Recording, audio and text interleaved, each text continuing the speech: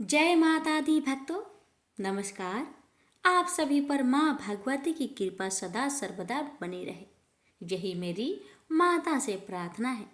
आज है आषाढ़ महीने की गुप्त नवरात्रि का 5वां पावन दिन और यह दिन समर्पित है जगत जननी सृष्टि की आधार शक्ति माँ भुवनेश्वरी देवी को।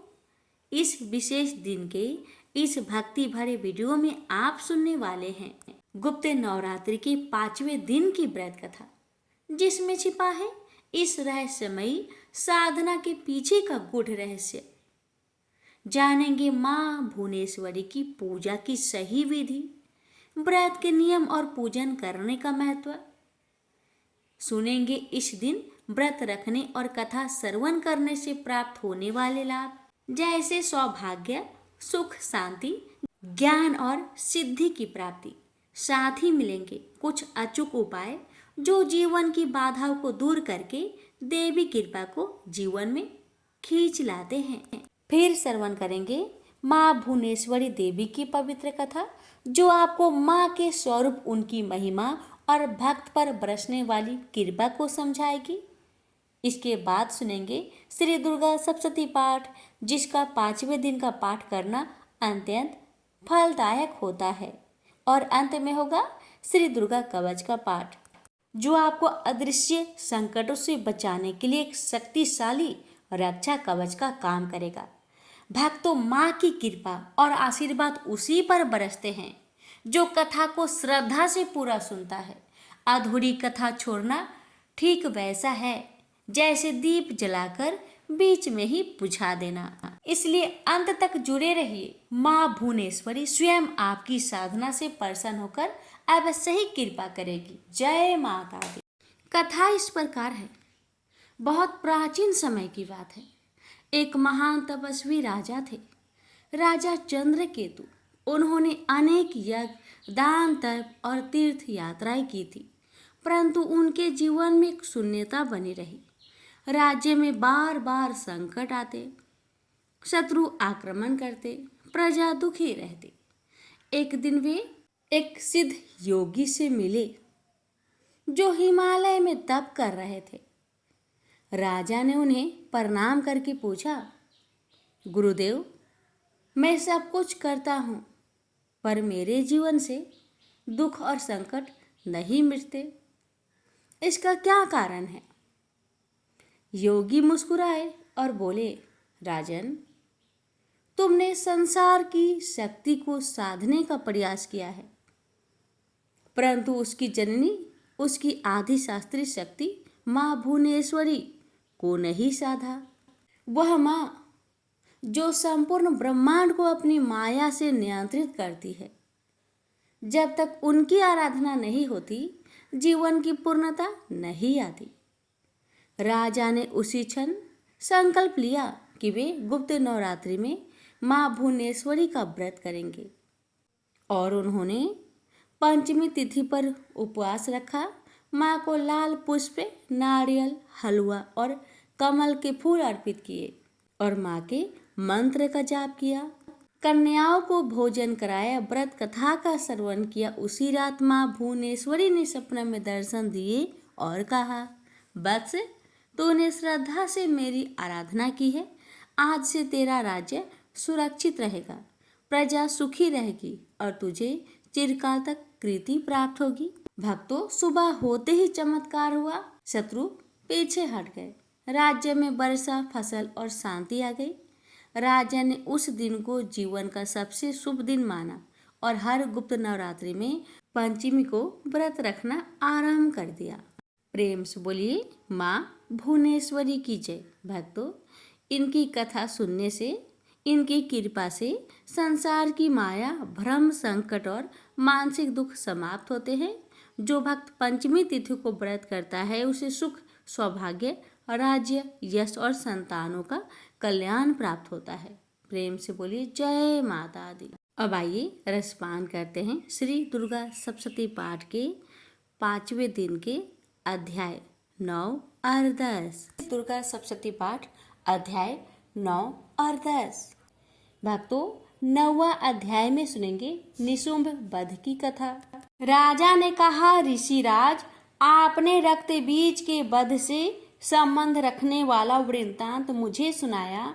अब मैं रक्त बीज के मरने के पश्चात क्रोध भरे हुए शुंभ व निशुंभ ने जो कर्म किया है वह सुनना चाहता हूँ। महर्षि मेधा ने कहा, रक्त बीज के मारे जाने पर शुंभ और निशुंभ को बहुत क्रोध आया और अपनी बहुत बड़ी सेना को इस प्रकार सर्वनाश होते देखकर निशुंभ देवी पर आक्रमण करने के लिए दौड़ा। उसके साथ बहुत से बड़े बड़े असुर देवी को मारने के वास्ते दौड़े और महापराक्रमी शुंभ अपनी सेना सहित चंडिका को मारने के लिए बढ़ा। फिर शुंभ और निशुंभ का देवी से घोर युद्ध होने लगा और वह दोनों असुर इस प्रकार देवी पर बाण फेंकने लगे जैसे मेघों से वर्षा हो रही हो। उन दोनों के चलाए हुए बाणों को देवी ने अपने बाणों से काट डाला और अपने शस्त्रों की वर्षा से उन दोनों दैत्यों को चोट पहुंचाई। निशुंभ ने तीक्ष्ण तलवार और चमकती हुई ढाल लेकर देवी के सिंह पर आक्रमण किया। अपने वाहन को पहुंची हुई देखकर देवी ने अपने चूरद्र नामक बाण से निशुंभ की तलवार व ढाल दोनों को ही काट डाला। तलवार और ढाल कट जाने पर निशुंभ ने देवी पर शक्ति से प्रहार किया। देवी ने अपने चक्र से उसके 2 टुकड़े कर दिए। फिर क्या था, दैत्य मारे क्रोध के जल भुन गया। उसने देवी को मारने के लिए उसकी ओर शूल फेंका, किंतु देवी ने अपने मुक्के से उसको चूर चूर कर डाला। फिर उसने देवी पर गदा से प्रहार किया। देवी ने त्रिशूल से गदा को भस्म कर डाला। इसके पश्चात वह फरसा हाथ में लेकर देवी की ओर लपका। देवी ने अपने बाणों से उसे धरती पर सुला दिया। अपने पराक्रमी भाई निशुंभ के इस प्रकार से मरने पर शुंभ क्रोध में भरकर देवी को मारने के लिए दौड़ा। रथ में बैठा हुआ उत्तम आयुधों से सुशोभित अपनी 8 बड़ी बड़ी भुजाओं से सारे आकाश को ढके हुए था। शुंभ को आते हुए देखकर देवी ने अपना शंख बजाया और धनुष की टंकार का भी अत्यंत दुस्सह शब्द किया। साथ ही अपने घंटों के शब्द से, जो कि संपूर्ण दैत्य सेना के तेज को नष्ट करने वाला था, संपूर्ण दिशाओं को व्याप्त कर दिया।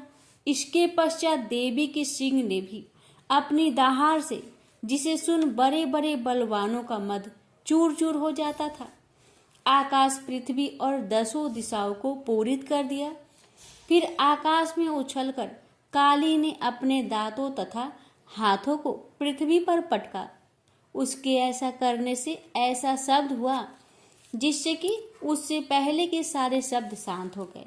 इसके पश्चात शिवदूती ने असुरों के लिए भय उत्पन्न करने वाला अट्टहास किया, जिसे सुनकर सब दैत्य थर्रा उठे और शुंभ को बड़ा क्रोध हुआ। फिर अंबिका ने उसे, अरे दुष्ट, खरा रह कहा तो आकाश से सभी देवता जय हो बोल उठे।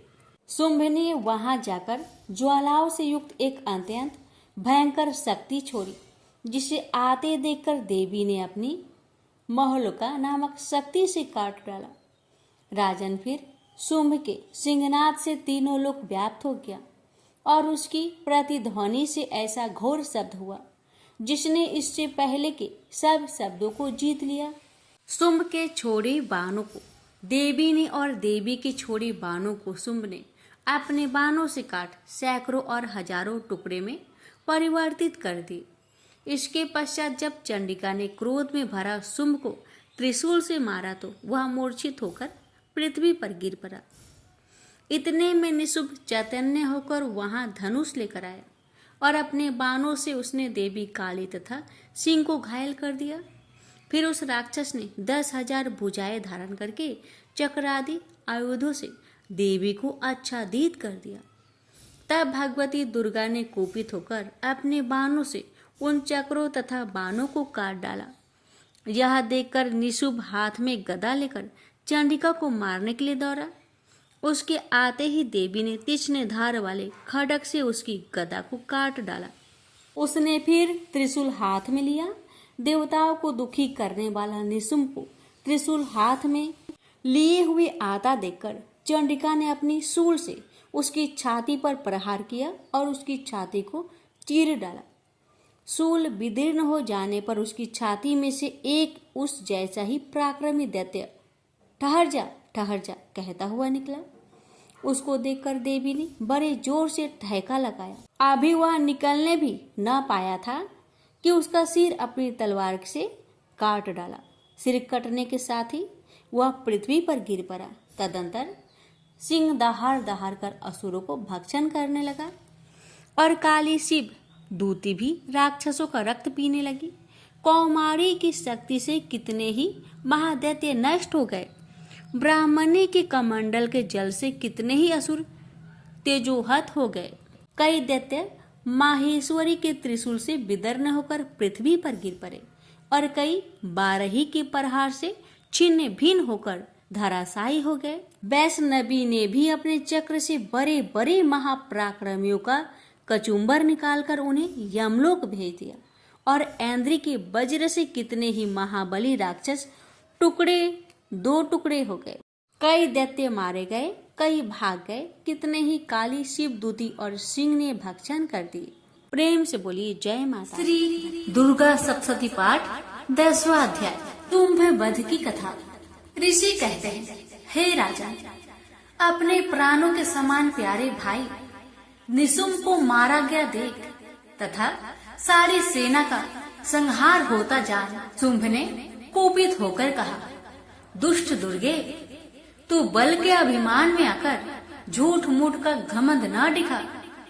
तू बड़ी मानिनी बनी हुई है, किंतु दूसरी स्त्री के बल का सहारा लेकर लड़ती है। देवी बोली, ओ दुष्ट, मैं अकेली ही हूँ। इस संसार में मेरे सिवा दूसरी कौन है? देख, ये मेरी ही विभूतियाँ हैं, अतः मुझ में ही प्रवेश कर रही है। तदंतर ब्राह्मणी आदि समस्त देवियां अंबिका देवी के शरीर में लीन हो गई। देवी बोली, मैं अपनी ऐश्वर्य शक्ति से अनेक रूपों में यहाँ उपस्थित हुई थी। उन सब रूपों को मैंने समेट लिया। अब अकेली ही युद्ध में खड़ी हूँ, तू भी स्थिर हो जाओ। ऋषि कहते हैं, तदंतर देवी और शुंभ दोनों में सब देवताओं तथा दानवों के देखते देखते भयंकर युद्ध छिड़ गया। बाणों की वर्षा तथा तीखे शस्त्रों एवं दारुण अस्त्रों के प्रहार के कारण उन दोनों का युद्ध सब लोगों के लिए बड़ा भयानक प्रतीत हुआ। उस समय अंबिका देवी ने जो सैकड़ों दिव्य अस्त्र छोड़े, उसे दैत्यराज शुंभ ने उनके निवारक अस्त्र द्वारा काट डाला। इसी प्रकार शुंभ ने भी जो दिव्य अस्त्र चलाए, उन्हें परमेश्वरी ने भयंकर हुक्कार शब्द के उच्चारण आदि द्वारा खेल खेल में ही नष्ट कर डाला। तब उस असुरों ने सैकड़ों बाणों से देवी को आच्छादित कर दिया। यह देख क्रोध से भरी हुई उन देवी ने भी बाण मारकर उसका धनुष काट डाला। धनुष कट जाने पर फिर दैत्यराज ने शक्ति हाथ में ली, किंतु देवी ने चक्र से उसके हाथ की शक्ति को भी काट गिराया। तत्पश्चात दैत्यों के स्वामी शुंभ ने 100 चांद वाली चमकती हुई ढाल और तलवार हाथ में ले उस समय देवी पर धावा किया। उसके आते ही चंडिका ने अपने धनुष से छोड़े हुए तीखे बाणों द्वारा उसकी सूर्य किरणों के समान उज्जवल ढाल और तलवार को तुरंत काट दिया।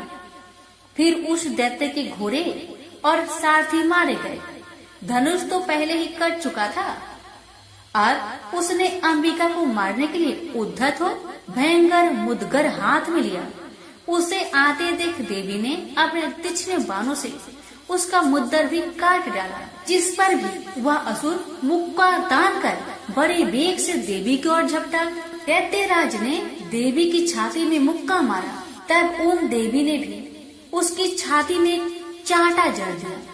देवी का थप्पड़ खाकर दैत्यराज शुंभ पृथ्वी पर गिर पड़ा, किंतु पुनः सहसा पूर्ववत उठकर खड़ा हो गया। फिर वह उछला और देवी को ऊपर ले जाकर आकाश में खड़ा हो गया। तब चंडिका आकाश में भी बिना किसी आधार के ही शुंभ के साथ युद्ध करने लगे। उस समय दैत्य और चंडिका आकाश में एक दूसरे से लड़ने लगे। उनका वह युद्ध सिद्ध और मुनियों को विस्मय में डालने वाला हुआ। फिर अंबिका ने शुंभ के साथ बहुत देर तक युद्ध करने के पश्चात उसे उठाकर घुमाया और पृथ्वी पर पटक दिया। पटके जाने पर पृथ्वी पर आने के बाद वह दुष्ट आत्मा दैत्य पुनः चंडिका का वध करने के लिए उनकी ओर बड़ी वेग से दौड़ा। तब समझ दैत्यों के राजा शुंभ को अपनी ओर आते देख देवी ने त्रिशूल से उसकी छाती छेद कर उसे पृथ्वी पर गिरा दिया। देवी के शूल की धार से घायल होने पर उसके प्राण पेखरू उड़ गए और वह समुद्रों, द्वीपों तथा पर्वतों सहित समूची पृथ्वी को कंपाता हुआ भूमि पर गिर पड़ा। उस दुरात्मा के मारे जाने पर संपूर्ण जगत प्रसन्न एवं पूर्ण स्वस्थ हो गया तथा आकाश स्वच्छ दिखाई देने लगा। पहले जो उत्पात सूचक मेघ और उल्कापात होते थे वे सब शांत हो गए तथा उस दैत्य के मारे जाने पर नदियां भी ठीक मार्ग से बहने लगी। उस समय शुंभ की मृत्यु के बाद संपूर्ण देवताओं का हृदय हर्ष से भर गया और गंधर्वगण मधुर गीत गाने लगे। दूसरे गंधर्व बाजे बजाने लगे और अप्सराएं नाचने लगी। पवित्र वायु बहने लगी। सूर्य की प्रभा उत्तम हो गई। अग्निशाला की बुझी हुई आग अपने आप प्रज्वलित हो उठी तथा संपूर्ण दिशाओं के भयंकर शब्द शांत हो गए। पर श्री दुर्गा सप्तशती पाठ 10वां अध्याय समाप्त हुआ। प्रेम से बोलिए देवी माता की जय। देवी कवच यानी दुर्गा कवच पाठ। पौराणिक मान्यता है कि मंत्रों में बहुत शक्ति होती है। अगर इस मंत्रों को सही से पढ़ा जाए तो प्रतिकूल कंपन को अधिक सकारात्मक और आकर्षक कंपन में बदलने की क्षमता होती है। अगर आप अपने चारों ओर फैली नकारात्मकता से परेशान हैं और आपको कोई रास्ता नहीं दिखाई पड़ रहा तो आपको दुर्गा कवच का पाठ करना चाहिए। ऐसा कहा जाता है कि वह व्यक्ति जो ईमानदारी से भक्ति और सही उच्चारण के साथ नियमित रूप से दुर्गा कवच को पढ़ता या सुनता है वह सभी बुराइयों से संरक्षित रहता है। 18 प्रमुख पुराणों में से एक मार्कंडेय पुराण के अंदर दुर्गा कवच देवी कवच के श्लोकों का उल्लेख है। दुर्गा कवच दुर्गा सप्तशती का एक आदित्य स्रोत है। दुर्गा कवच को भगवान ब्रह्मा ने ऋषि मार्कंडेय को सुनाया और इसमें 47 श्लोक शामिल है। इसके बाद 9 श्लोकों में फल श्रुति लिखित है। फल श्रुति का अर्थ होता है कि मंत्रों को सुनने या पढ़ने से क्या फल प्राप्त होता है। दुर्गा कवच का महत्व। दुर्गा कवच में भगवान ब्रह्मा जी ने देवी पार्वती माँ की 9 अलग अलग देवीय रूपों के बारे में बताया है। भगवान ब्रह्मा हर किसी को देवी कवच को पढ़ने या सुनने के लिए देवी माँ का आशीर्वाद मांगने के लिए अनुरोध करते हैं। जो भी इस कवच का नित्य पाठ करता या सुनता है वह माँ दुर्गा से विशेष आशीर्वाद प्राप्त करता है। नकारात्मकता को खत्म करने के लिए एक शक्तिशाली मंत्रों का संग्रह देवी कवच के रूप में विद्यमान है। यह जातक को किसी भी बुरी आत्माओं से बचाने के लिए एक कवच के लिए रूप में कार्य करता है। भक्तों, अब जानते हैं दुर्गा कवच का पाठ कैसे करें। दुर्गा कवच का पाठ दुर्गा सप्तशती के आरंभ में और दुर्गा सप्तशती पाठ के बाद में करना चाहिए।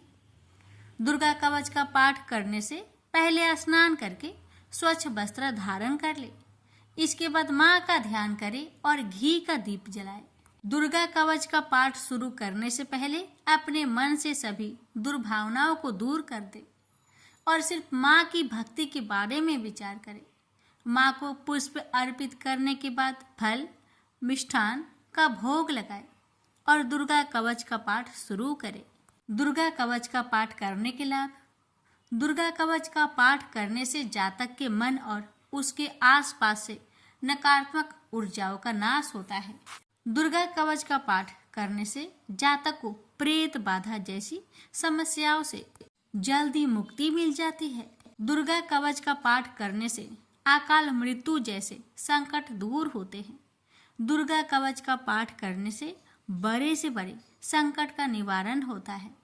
दुर्गा कवच का पाठ करने से असाध्य रोगों से मुक्ति मिलती है। इतना ही नहीं, दुर्गा कवच का पाठ से न्यायालय से जुड़ी मामलों में जीत हासिल होती है। भक्तों, इस पावन दुर्गा कवच का पाठ करने से इतना ही नहीं, शत्रुओं में भी विजय हासिल होती है। अब जानिए दुर्गा कवच पाठ करने के कुछ नियम। दुर्गा कवच करते समय शब्दों के उच्चारण का विशेष ध्यान देना चाहिए। अगर आप संस्कृत में पाठ नहीं कर पा रहे तो हिंदी में पाठ करें, लेकिन गलत उच्चारण में इसका पाठ कभी ना करें। दुर्गा कवच का पाठ करते समय प्याज, लहसुन, तंबाकू, मांस, मदिरा और किसी भी प्रकार के तामसिक भोजन को ना ग्रहण करें। दुर्गा कवच का पाठ करते समय पूर्ण ब्रह्मचर्य का पालन करना चाहिए।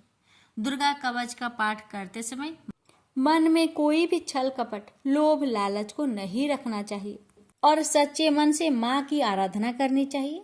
दुर्गा कवच का पाठ करते समय स्वच्छ और सुगंधित वातावरण होना चाहिए। आसपास गंदगी ना हो, इसका विशेष ध्यान देना चाहिए। आइए रसपान करते हैं। श्री दुर्गा कवच पाठ प्रारंभ है।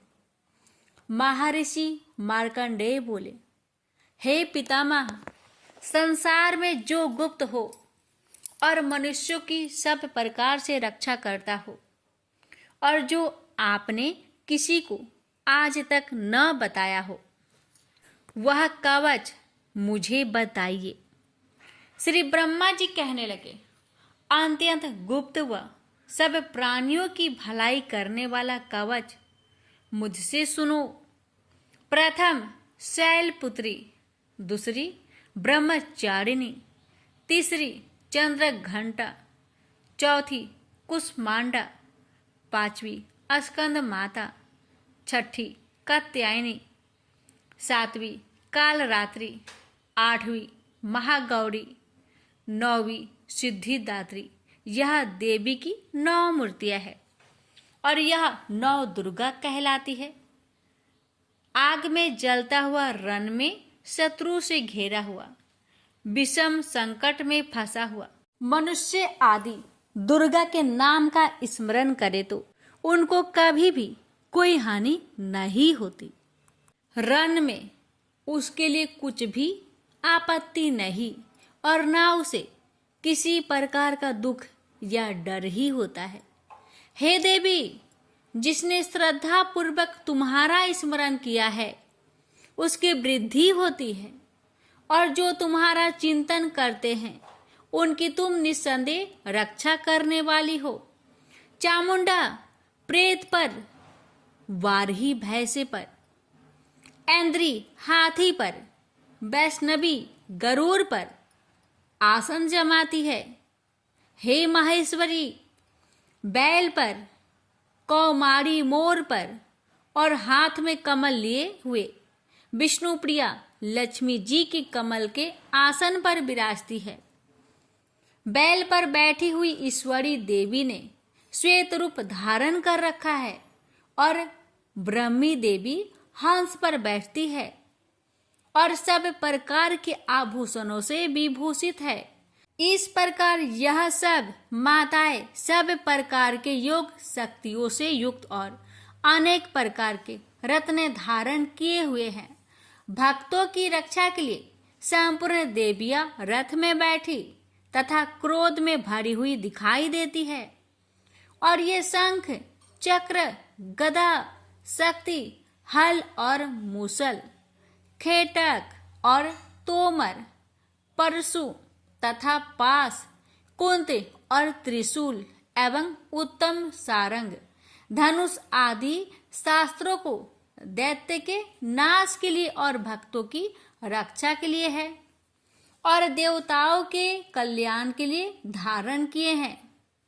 हे महारुद्रे, अत्यंत घोर पराक्रम, महान बल और महान उत्साह वाली देवी, तुमको मैं नमस्कार करता हूँ। हे देवी, तुम्हारा दर्शन दुर्लभ है तथा आप शत्रुओं के भय को बढ़ाने वाली है। हे जगदम्बिके, मेरी रक्षा करो। पूर्व दिशा में ऐन्द्री मेरी रक्षा करे। अग्निकोण में अग्नि शक्ति, दक्षिण में वाराही देवी, नेतृत्व कोण में खड़क धारिणी देवी मेरी रक्षा करे। बारूनी पश्चिम दिशा में, वायु कोण में मृग वाहिनी, उत्तर में कौमारी और ईशान में शूलधारिणी देवी मेरी रक्षा करे। ब्राह्मणी ऊपर की ओर से मेरी रक्षा करे और वैष्णवी देवी नीचे की ओर मेरी रक्षा करे। और इसी प्रकार 100 पर बैठी चामुंडा देवी 10 दिशाओं में मेरी रक्षा करे। जया आगे, विजया पीछे, बाई और अजीता, दाहिनी और अपराजिता मेरी रक्षा करे। उधोतिनी देवी शिखा की रक्षा करे तथा उमा सिर में स्थित होकर रक्षा करे।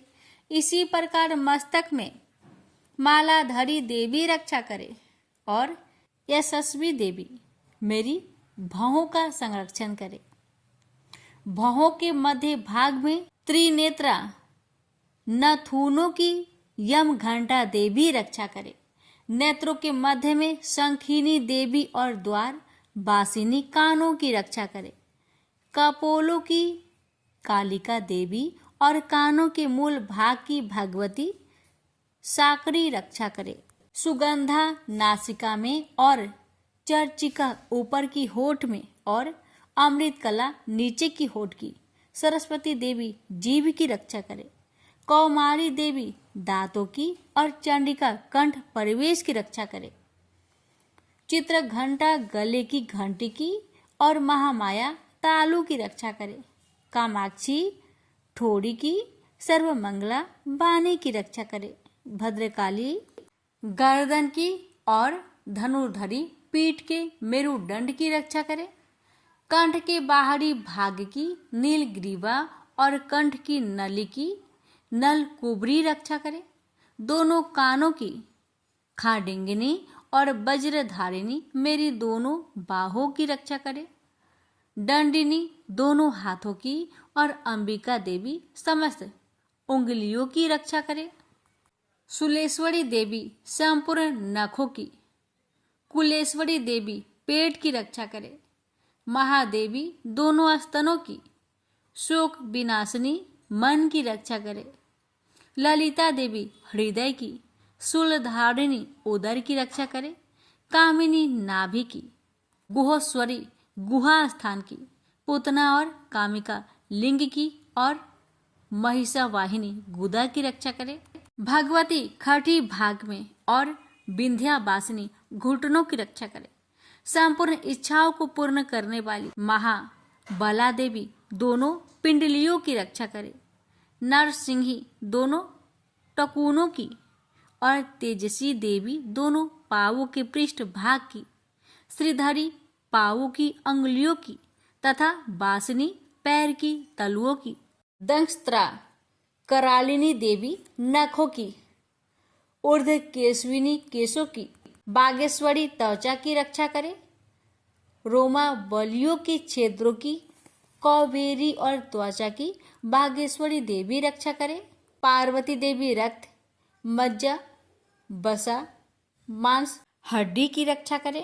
कालरात्रि आंतों की रक्षा करे। मुकुटेश्वरी देवी पित्त की, पद्मावती कमल कोश की, चूड़ामणि कफ की रक्षा करे। ज्वालामुखी नसों के जल की रक्षा करे। अभेदा देवी शरीर के सब जोड़ों की रक्षा करे।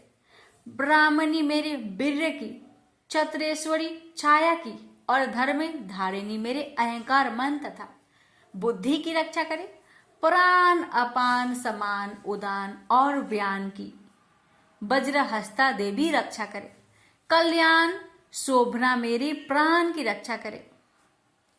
रस, रूप, गंध, शब्द और स्पर्श इन विषयों का अनुभव करते समय योगिनी देवी मेरी रक्षा करे तथा मेरे सत्व गुण, रजोगुण, तमोगुण की रक्षा नारायणी देवी करे, आयु की रक्षा बाराही देवी करे, वैष्णवी धर्म की तथा चक्रिनी देवी मेरी यश, कृति, लक्ष्मी, धन, विद्या की रक्षा करे, इंद्राणी मेरे शरीर की रक्षा करे, और हे चंडिके आप मेरे पशुओं की रक्षा करें। महालक्ष्मी मेरे पुत्रों की रक्षा करे, और भैरवी मेरी पत्नी की रक्षा करे। मेरे पथ की सुपथा तथा मार्ग की क्षमा करी देवी रक्षा करे। राजा के दरबार में महालक्ष्मी तथा सब और व्याप्त रहने वाली विजया देवी चारों ओर से मेरी रक्षा करे। जो स्थान रक्षा से रहित हो और कवच में रच गया हो, उसका पापों का नाश करने वाली जयंती देवी रक्षा करे। अपना शुभ चाहने वाले मनुष्य को बिना कवच के एक पग भी कहीं न जाना चाहिए, क्योंकि कवच रखने वाला मनुष्य जहां भी जाता है वहां उसे अवश्य धन लाभ होता है तथा विजय प्राप्त करता है। अभीष्ट वस्तु की इच्छा करता है, वह उसको इस कवच के प्रभाव से अवश्य मिलती है और वह इसी संसार में महा ऐश्वर्य को प्राप्त होता है। कवचधारी मनुष्य निर्भय होता है और वह तीनों लोकों में माननीय होता है। देवी का यह कवच देवताओं के लिए भी कठिन है, जो नित्य प्रति नियम पूर्वक तीनों संध्याओं को श्रद्धा के साथ इनका पठन पाठन करता है, उसे देव शक्ति प्राप्त होती है। वह तीनों लोकों को जीत सकता है तथा अकाल मृत्यु से रहित होकर 100 वर्ष तक जीवित रहता है। उसकी लुता, चर्म रोग, विस्फोट आदि समस्त व्याधियां समूल नष्ट हो जाती है। वह अस्थावर, जंगम तथा कृत्रिम विष दूर होकर उनका कोई असर नहीं होता है तथा समस्त अभिचारक प्रयोग और इस तरह के जितने मंत्र तंत्र इत्यादि होते हैं, इस कवच के हृदय में धारण कर लेने पर नष्ट हो जाते हैं। इसके अतिरिक्त पृथ्वी पर विचरने वाला भूचर, नभचर, जलचर प्राणी, उपदेश मात्र से सिद्ध होने वाले निम्न कोटि के देवता, जन्म के साथ प्रकट होने वाले देवता, कुल देवता, कंठमाल आदि डाकिनी शाकिनी, अंतरिक्ष में विचरने वाली अत्यंत बलवती भयानक डाकिनियां, गृह भूत, यक्ष, गंधर्व, राक्षस, ब्रह्म राक्षस, बैताल, कुष्मांड और भैरव आदि अनिष्ट कारक देवता भी उस मनुष्य को, जिसने कि अपने हृदय में यह कवच धारण किया हुआ, देखते ही भाग जाते हैं। इस कारण कवच के धारण करने से मान और तेज बढ़ता है। जो मनुष्य इस कवच का पाठ करके उसके पश्चात सप्तशती चंडी का पाठ करता है, उसका यश जगत में विख्यात होता है। और जब तक वन पर्वत और कना आदि इस भूमंडल पर स्थित है, तब तक यह पुत्र पौत्र आदि संतान परंपरा बनी रहती है। फिर देहांत होने पर ऐसा मनुष्य परम पद को प्राप्त होता है, जो देवताओं के लिए भी कठिन है, और अंत में सुंदर रूप को धारण करके भगवान शंकर के साथ आनंद करता हुआ परम मोक्ष को प्राप्त होता है। प्रेम से बोलिए जय माता दी। माता, इस दुर्गा कवच पाठ करने में हमसे अगर कोई गलती हुई हो उसे क्षमा करे। जय माता, कथा कहने वाले पर, सुनने वाले पर अपनी कृपा बनाए रखे। जय माता दी। अब भक्तों रसपान करेंगे अर्थ अर्गला स्रोतम। मार्कंडेय जी कहते हैं, जयंती मंगला काली, भद्र काली, कपालिनी, दुर्गा, क्षमा शिवा, धात्री, स्वाहा और स्वधा, इन नामों से प्रसिद्ध देवी, तुम्हें मैं नमस्कार करता हूँ। हे देवी, तुम्हारी जय हो। प्राणियों के संपूर्ण दुख हरने वाली तथा सब में व्याप्त रहने वाली देवी, तुम्हारी जय हो। काल रात्रि तुम्हें नमस्कार है। मधु और केटभ दैत्य का वध करने वाली, ब्रह्मा को वरदान देने वाली देवी, तुम्हें नमस्कार है। तुम मुझे रूप दो, जय दो, यश दो और काम क्रोध आदि शत्रुओं का नाश करो। महिषासुर का नाश करने वाली तथा भक्तों को सुख देने वाली देवी तुम्हें नमस्कार है।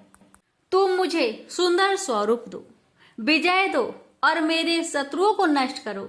हे रक्त बीज का वध करने वाली, हे चंड मुंड को नाश करने वाली, तुम मुझे रूप दो, जय दो, यश दो और काम क्रोध आदि शत्रुओं का नाश करो। हे शुभ निशुभ और धूम्राक्ष राक्षस का मर्दन करने वाली देवी, मुझको स्वरूप दो, विजय दो और मेरे शत्रुओं का नाश करो। हे पूजित चरण युगल वाली देवी, हे संपूर्ण सौभाग्य प्रदान करने वाली देवी, तुम रूप दो, जय दो, यश दो और काम क्रोध आदि शत्रुओं का नाश करो। हे देवी, तुम्हारे रूप और चरित्र अमित है, तुम सब शत्रुओं का नाश करने वाली हो। मुझे रूप, जय, यश दो और काम क्रोध आदि शत्रुओं का नाश करो।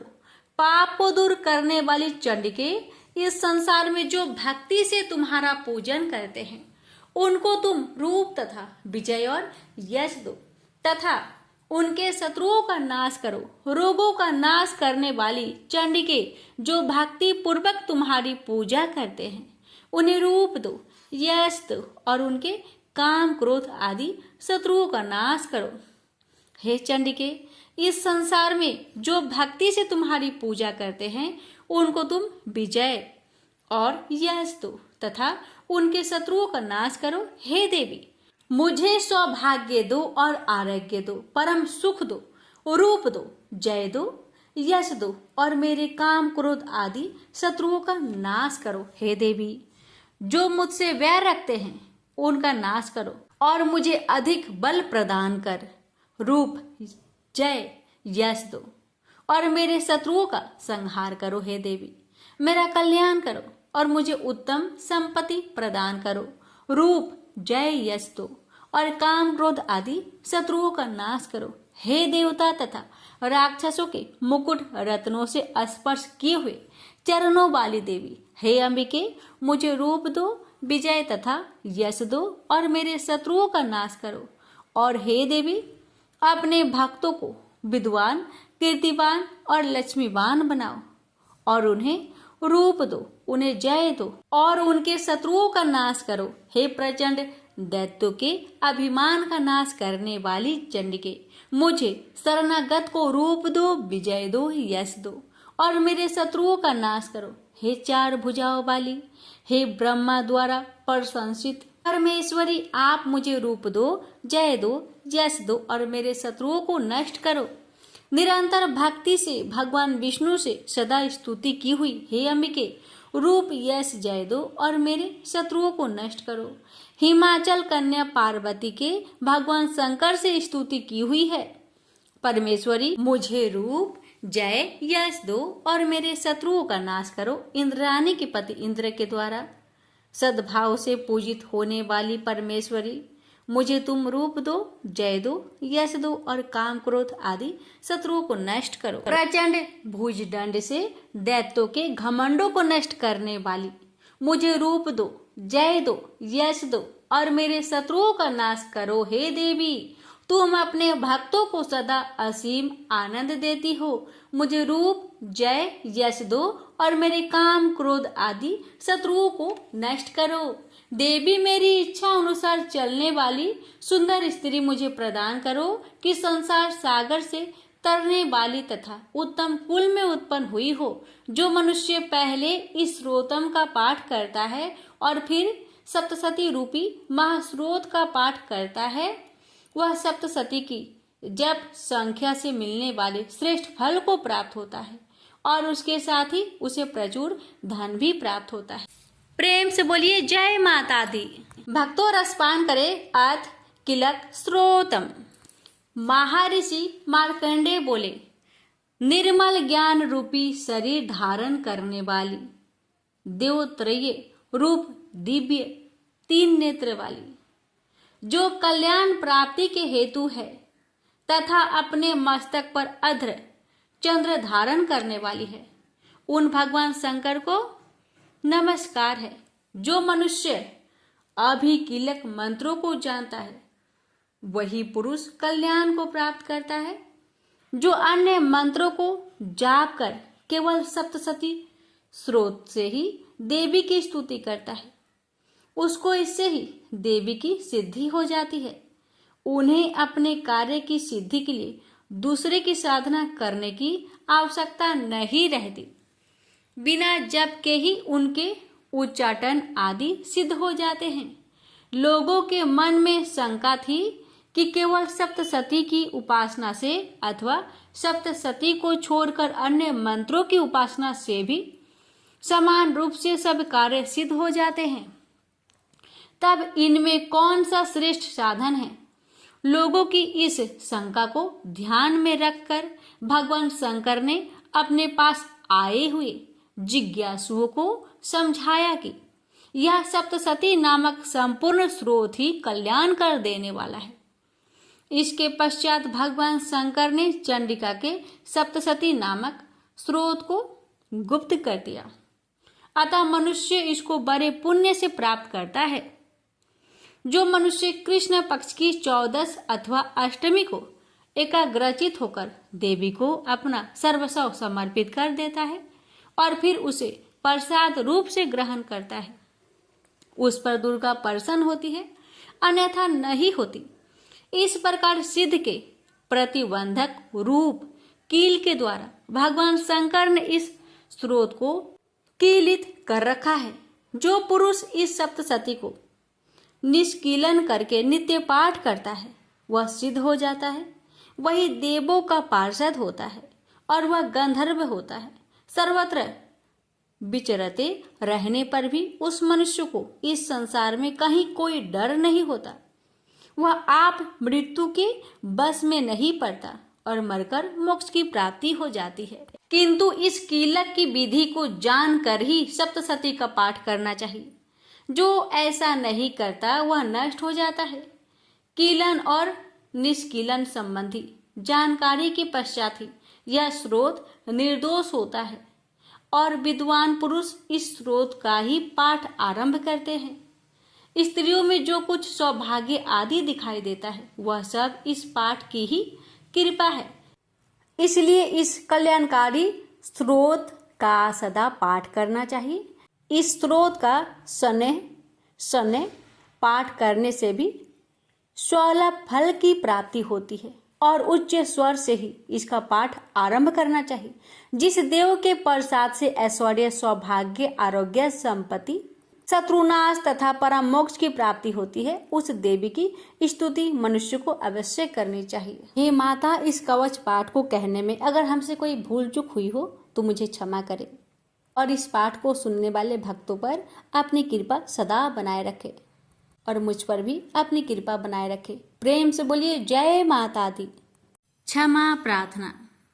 हमें देवी माता से इस प्रकार क्षमा याचना करनी चाहिए। हे परमेश्वरी, मेरे द्वारा रात दिन बहुत से अपराध होते रहते हैं। मुझे अपना दास समझकर मेरे उन अपराधों को आप कृपा पूर्वक क्षमा करिए।